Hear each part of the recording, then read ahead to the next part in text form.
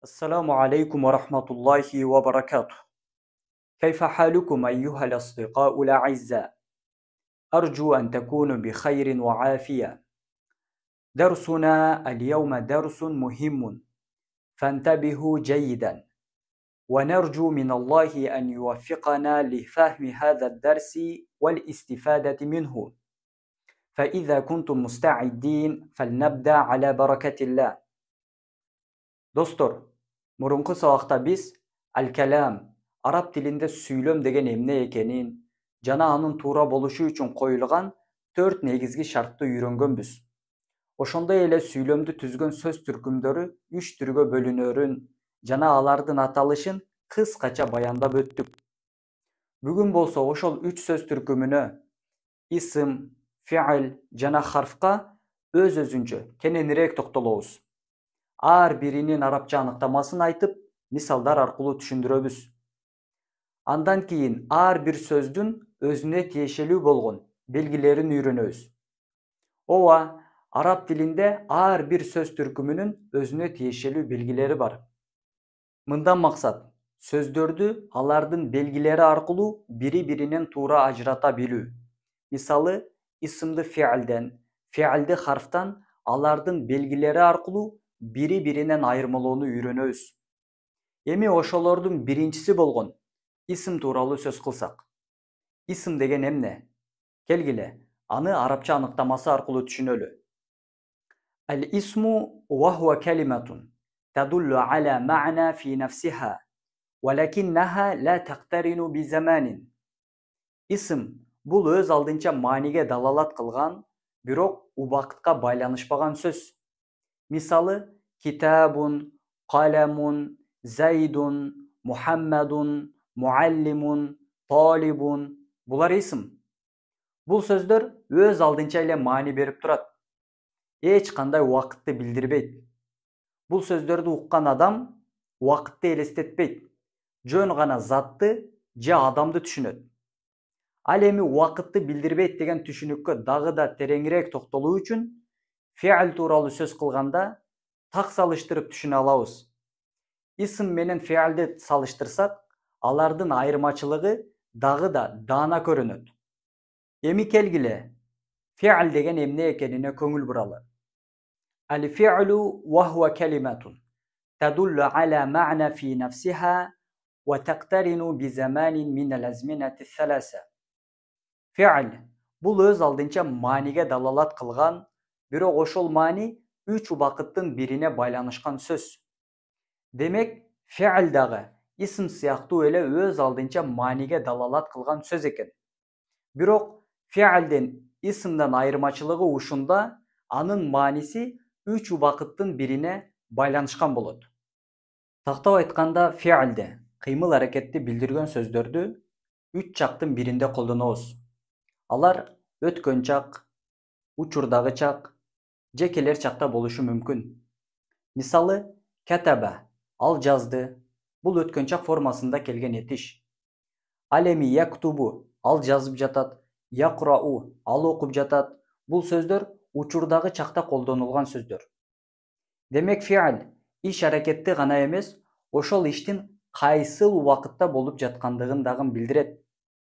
Биз сүйлөшүп жатканда дал ушул чактар аркылуу убакытты билдиребиз. Араб тилинде бул чактарды төмөндөгүдөй атайбыз. Al-madi өткөн чак, al-hal учурдагы чак, wal-mustaqbal келер чак. Эми болсо сүйлөмдү түзүүчү 3-чү түркүм харф тууралуу сөз кылалы. Al-harfu wa huwa kalimatun tadullu ala ma'na fi ghayriha. Харф бул өз алдынча эмес, башка сөз аркылуу гана маани бере турган сөз. Мисалы, фи деген харфты алсак, фи деген харфка сүйлөм түзсөк. Фи деген харф бул ичинде да де деген маанилерди билдирет. Al-kitabu fil haqibati. Китеп сумканын ичинде. Бул жерде фи харфы ичинде деген маанини берди. Эгерде фи өзү жалгыз келсе, анда маани толук болбой калмак. Ошондуктан харф бул өз алдынча эмес, башка сөздөр аркылуу гана маани бере турган сөз.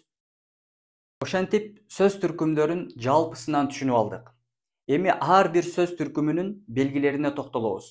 Алгач исымдын белгилерин карап чыгабыз. Исымдын белгилери деген сөздү арабчада аламатул асма деп атайбыз. Аламатул асма исымдын белгилери. Бул сабакта биз исымдын белгилеринин 5 белгисин алабыз. Эң алгачкы биринчи белгиси алифлам. Эгерде кайсы бир сөздүн башы алифлам менен башталса, анда ал исим болуп эсептелет. Мисалы, ал-китабу, ал-каламу, ар-раджулу. Демек, булардын баары исим. Экинчиси ат-танвин. Кайсы бир сөздүн аягы танвин менен бүтсө, анда ал да исим болуп эсептелет. Мисалы, каламун, курсиюн, зайдун, мухаммадун. Булардын баары исим. Анткени аягы танвин менен бүттү. Демек, экинчи исимдин экинчи аламаты ат-танвин. Үчүнчүсү харфун нида, кайрылуу сөзү. Эгерде сөз кайрылуу сөзү менен келсе, анда ал дагы исимдин белгиси болуп эсептелет. Мисалы, я Заид, я Талиб, я Мухаммад. Бул жерде я сөзү исимдин белгиси. Төртүнчүсү ал-хафду. Ал-хафду. Эгерде сөз харфу жар кылуучу тамгалардан кийин келип, сөздүн аягы касра менен аяктаса, бул дагы исимдин белгиси болуп эсептелет. Мисалы, фил масжиди, минал байти. Мечиттин ичинде, үйдөн деген сөздөрдө фи сөзүнөн кийин масжид сөзүнүн акыркы аракети касра менен аяктады. Дал ушул касра исимдин белгиси болуп эсептелет. Бешинчи белги хуруфул хафти, жар кылуучу тамгалар. Мисалы, фи, мин, иля, аля. Булар өзүнчө бир белгини көрсөтпөсө да, булардан кийин келген сөз касра менен аяктай турган болсо, ал адатта исим болот. Мисалы, би каламин, би зайдин, минал байти.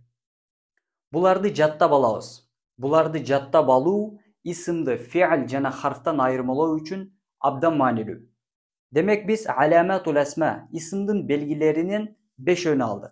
Биринчиси алифлам, экинчиси ат-танвин, үчүнчүсү харфун нида, төртүнчүсү ал-хафду, бешинчиси хуруфун нида. Ла, миш хуруфун нида, хуруфул хафди. Эми экинчи сөз түркүмү болгон фи'л сөздөрүнүн белгилерин үйрөнүүгө киришсек.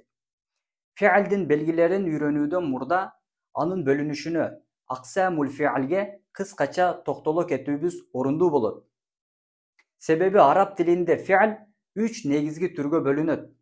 Алар ал-мади, өткөн чак этиши, ал-мудари'i, учурдагы жана келер чакты камтыган этиш, жана фи'лул амр, буйрук этиши болуп 3 түргө бөлүнөт.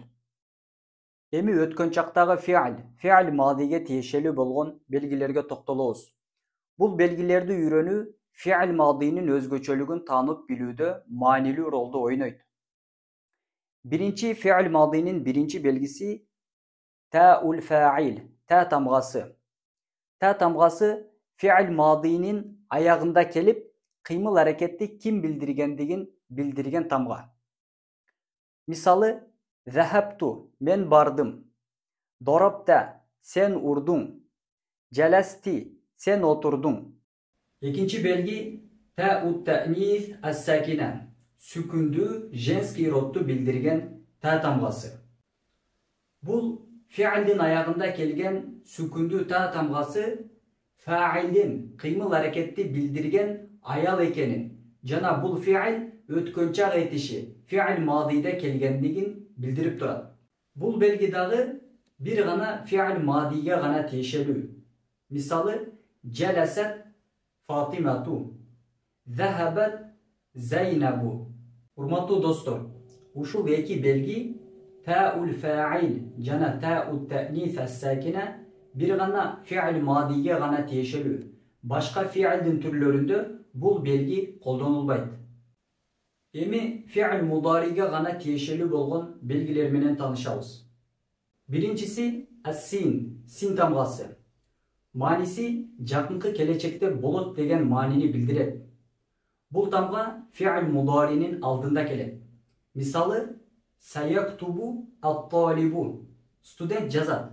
Азыр же жакынкы убакта. Экинчи белги сауфа. Мааниси кийинчерээк болуучу келечек иш аракети. Бул да фи'л мудариге гана тиешелүү. Мисалы, сауфа нусафиру гадан. Биз эртең сапарга чыгабыз. Дагы бир мисал, сауфа акрау аль-китаба. Мен китепти окуймун. Достор, fi'l madi жана fi'l mudarinin белгилерине өз-өзүнчө токтолдук.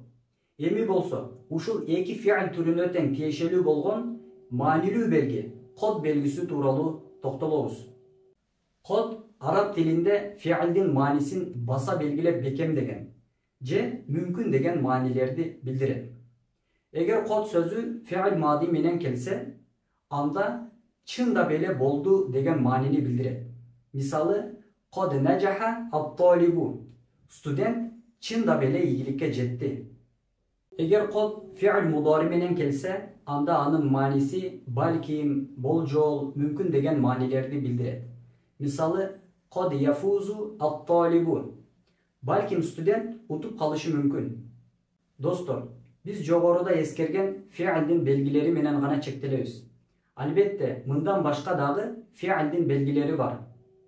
Биз баштапкы этапта болгондуктан, эгер ал белгилерди дагы бул сабакка койсок, анда сабак татаалдашып кетиши мүмкүн. Эгер кызыккандар болсо, өз алдынча ошол белгилерди окуп үйрөнсө болот. Ушуну менен аламатул асма жана аламатул аф'ал, исм жана fi'лдин белгилери менен кенен таанышып алдык. Эми кезек үчүнчү сөз түркүмү болгон харф тууралуу сөз кылууга келди. Харфтар, мисалы мин, иля, фи сыяктуу бир канча харфтар бар. Булардын белгилери кандай? Эгерде кайсыдыр бир сөз исмдин дагы, fi'лдин дагы белгилерин кабыл кылбаса, анда ал харф болот. Мисалы фи бир дагы исмдин белгисин кабыл албайт. Ошондой эле fi'лдердин да белгилерин кабыл кылбайт. Демек ал харф болуп эсептелет. Достор, ушуну менен биз 3 жана 4 сабактарда аксамул калам, сүйлөм жана сүйлөмдү кураган негизги сөз түркүмдөрү тууралуу болгон алгачкы сабагыбызды аяктап алдык. Эми бул сөздөр сүйлөм ичинде кандай өзгөрөт, кандай грамматикалык абалда болот? Муну түшүнүү үчүн ал-i'робу вал-бина темасы абдан маанилүү. Келерки сабакта al-i'робу вал-бина темасын өтөбүз. Келерки сабактан көрүшкөнчө, ila liqa ma'as salama.